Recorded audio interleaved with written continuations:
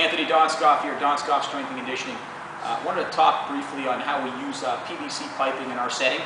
A couple months back, Mike Robertson had an awesome hip hinge tutorial, and in it he used PVC as a tool for getting his athletes in the hip hinge and getting them to groove the movement pattern. We've also applied this at DSC prior to our athletes doing trap bar deadlift, and it's worked extremely well. I know Brendan Rarick as well has written articles about it based on his experience attending some of Mike's lectures. So we do use it. When we do, typically it's for youth athletes that are kind of new to the lift, whether it's a single leg deadlift or trap bar deadlift.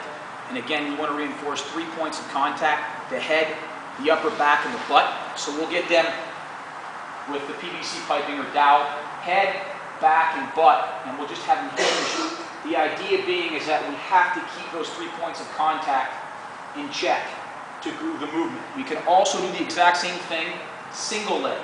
So as I slip here, single leg, backing up, back up, which really, again, thoracic spine extension really allows us to groove the exact movement pattern that we want for any type of hip hinging. Okay? We also use the PVC in our setting. We've come up with a different way as well to use it for hip hinging. One of the ways that we cue our athletes, an anatomical landmark is the ASIS. So if someone's having a tough time getting in position for a clean, I'll turn to the side, we'll cue them with the ASIS and we'll push them back to get them in that position. Okay? Unfortunately, sometimes that doesn't work when you have 2 coaches and 20 athletes or 2 coaches and 15 athletes. So we've also used the PVC for that as well. We'll just have the athletes, we'll tell them to get to shortstop position, so they'll be in this position right here, and we'll grab PVC with a supinated grip, and we'll just have them push it right into the ASIS with a fixed knee bend and push it back. Okay?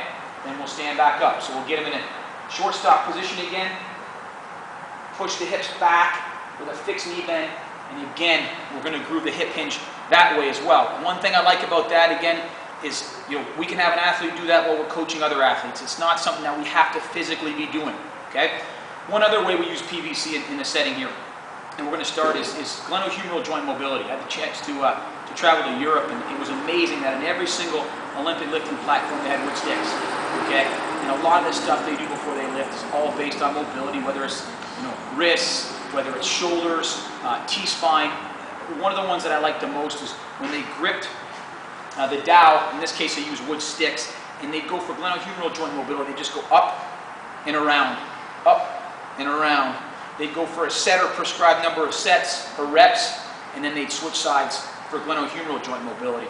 I found it actually extremely comforting in my shoulders. I've had bilateral shoulder surgery.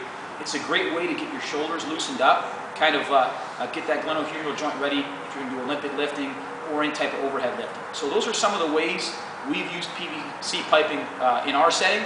Hope that helps.